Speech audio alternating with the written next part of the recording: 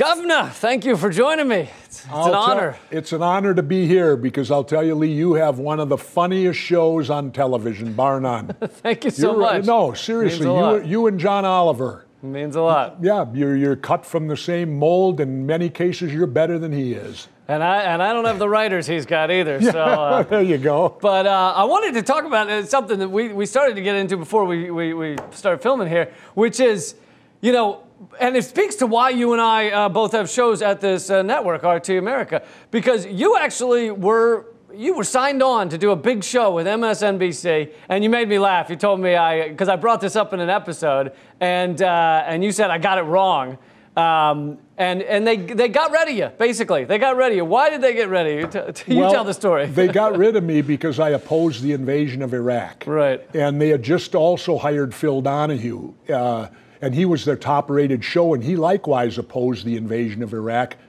But our government allowed no media at all to speak out against the invasion of Iraq. You were told it's off limits, basically.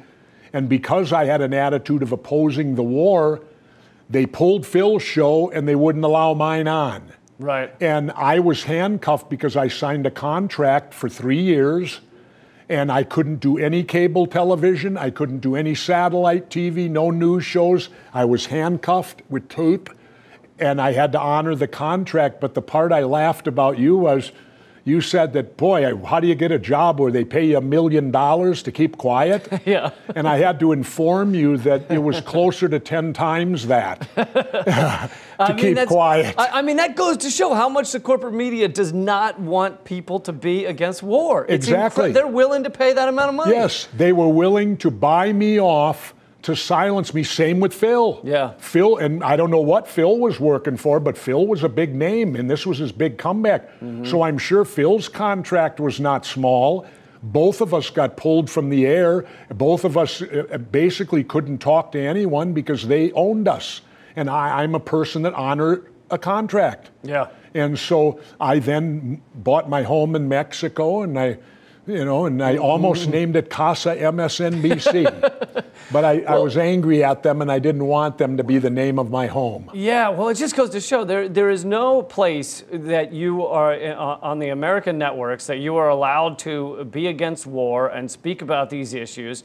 And you know, that's why you and I have a show here. And the other thing, if I can interject, yeah, go ahead. They also, too, control what you talk about. Right. I mean, here at RT, I have freedom. Right. I talk about what I, Jesse Ventura, want to talk about. Exactly.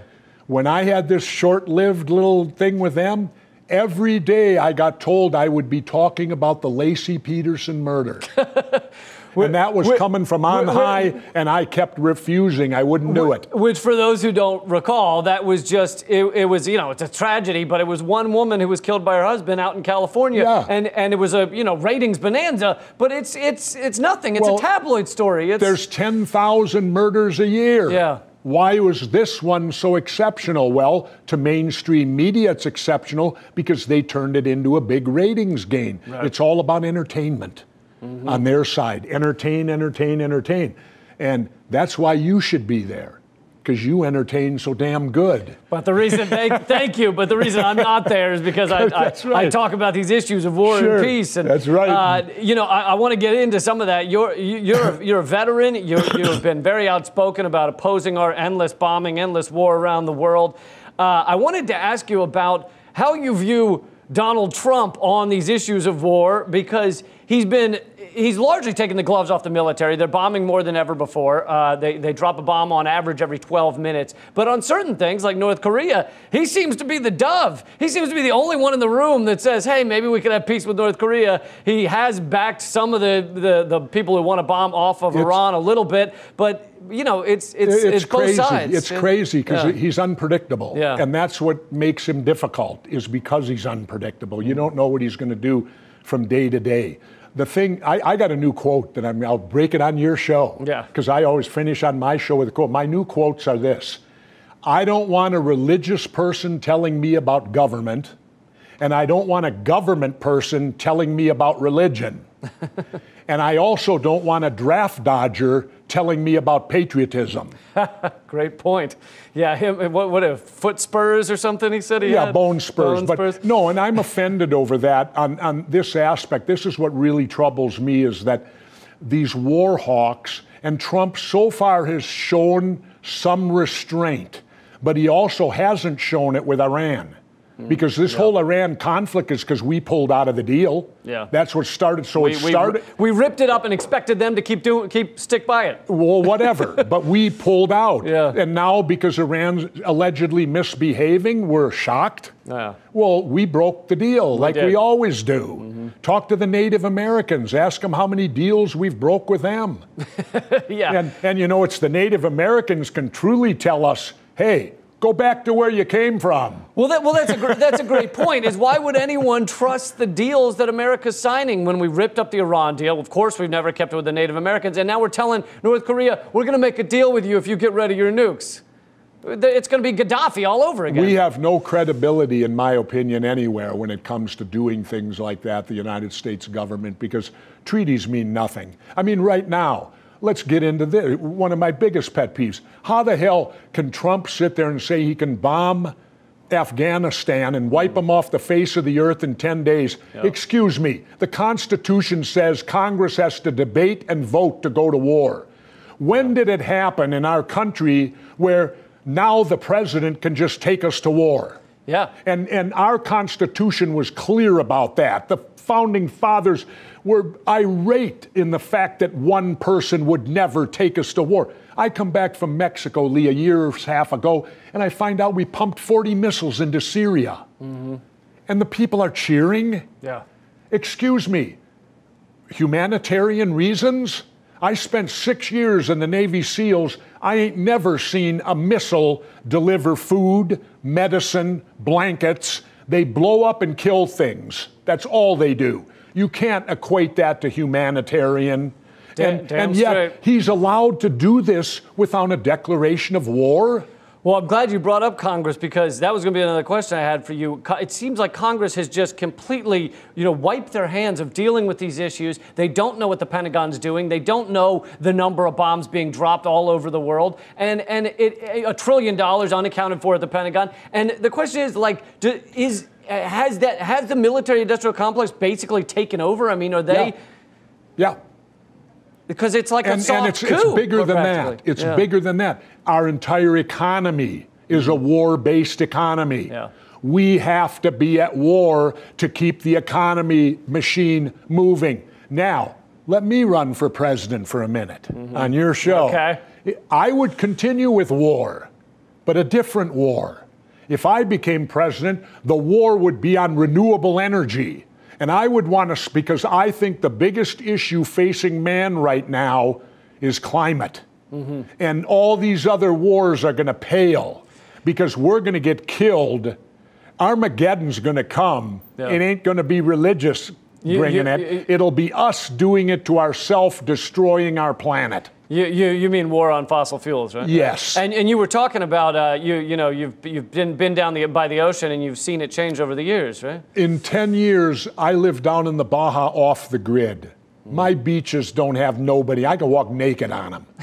and now, within 10 years, when I walk the beach, me and my wife, we come back with our pockets full of plastic. Mm-hmm. And this isn't plastic being dumped, thrown out of a car. This is plastic that's being regurgitated by the ocean and being thrown up back on us. It's like the ocean is saying, don't give me your garbage, keep it. Yeah. And they're giving it back because you can't. It back out. You have a hard time determining it's plastic because it's not clear anymore. It's been in salt water for who knows how long. And they claim plastic and the currents have been put together in the Pacific.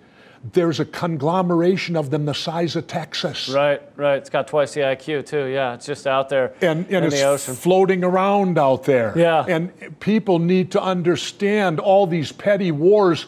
If we lose the oceans, Lee, we die. Mm-hmm. It's that simple. It amazes me people don't seem to see that with the insect populations declining, the animal populations declining, we need those to survive. And all they care, we're going back to coal. Oh, that's brilliant. It's incredible. You know, you got the sun up there. It's only half burned out. It's good for another 4.5 billion years. Let's tap it a little. We should use it a little bit. Let's tap it a little bit. We should use it a little bit. And instead, we're going, and I'm going to say something else to you. How come no one brings up the fact everything Donald Trump is right out of Hitler's playbook? Yeah. Hitler raised the economy a little bit. Then what did he do? He took a group of people, marginalized them, got the Germans to believe they were the fault of all the problems, and then started what? Night raids, where they were picking people up at night, just like ice raids.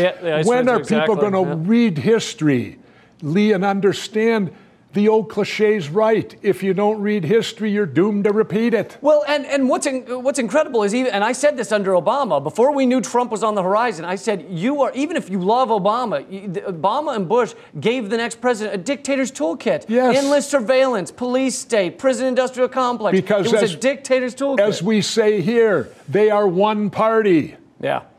They just have two entities to it. Right. But it's one party. It's all gone on. It maybe has ramped up under Trump, but Obama deported more than any president ever had, and Trump's now trying to ramp it up even more.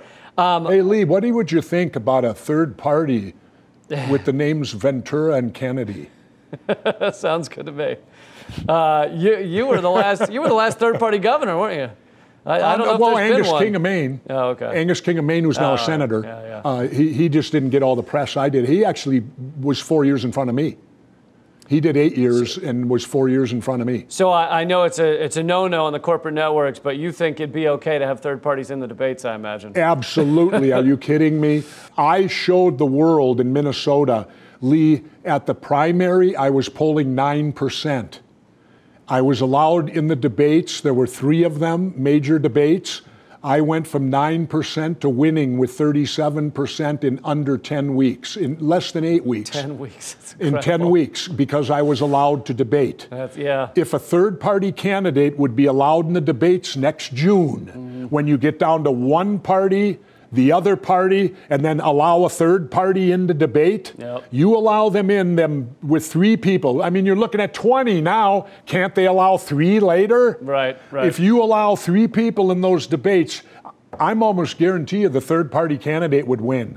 Well, I think because I'll tell you what else. Because by next year at this time, the people are going to hate them all.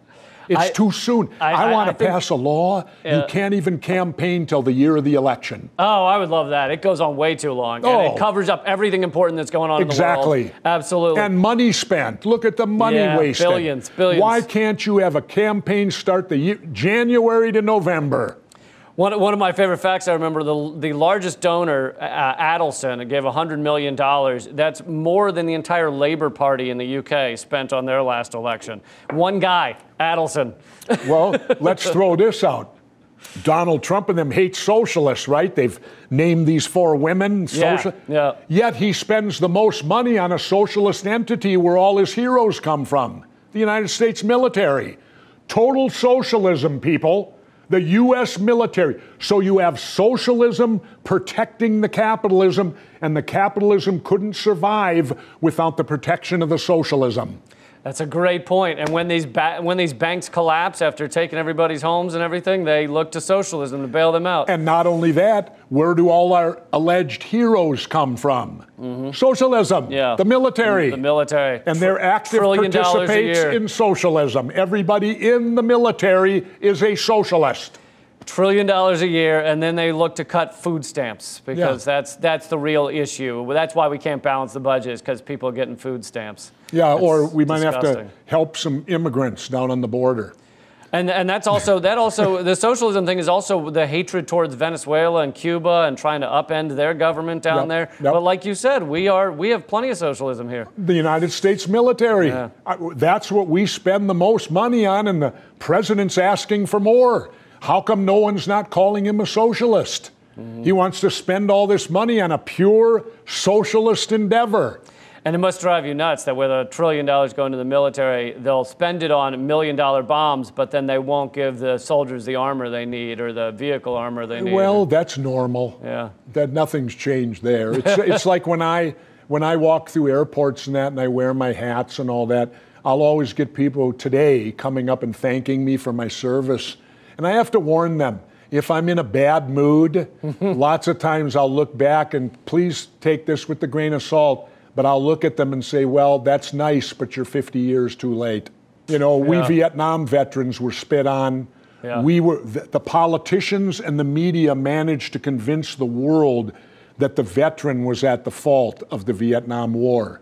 And that's why they're going overboard today, because the public knows what they did to the Vietnam vets. So they're really going overboard with the vets today in laying all this heroic stuff on them. It's the leaders. You are not a hero. Let me tell you this, Lee, in my opinion, and I got this from a 28-year Marine Corps sergeant too. Military guys are not heroes. They do their jobs. They fulfill a commitment they take to defend the Constitution. They are not heroes, in my opinion. I'll tell you why. Because a hero saves lives. I was never taught to save a life. There was nothing in my training that ever went to saving a life.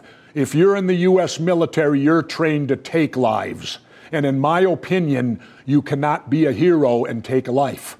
A hero saves lives. You can still respect them and give them all the accolades, but I don't want to be called a hero. And my friend, this 28-year Marine, felt the same way as me. That heroes save lives. We're not trained to save lives in the military. Yeah. It's an unfortunate thing, but you're not. Yeah, that's a great point. And so I don't like this hero, you know. And not only that, the bigger picture. War is man at his worst. Yeah. And so we're going to say that man at his worst produces the heroes? We have to get back to war as a last resort instead of a first resort. Seems to be how we use it. Exactly, and all the video games that glorify it and make it seem, oh, this is wonderful. I can tell you this, Lee, I was 18 years old and I was sent over to kill Vietnamese I didn't even know and had never done anything to me. Pleasure to have you on the show. Keep doing what you're doing. It's all we know how to do. That's our show, but if you want more, get my live stand-up comedy special at leecampcomedyspecial.com, and you can check out my podcast, Common Censored. Until next time, good night, and keep fighting.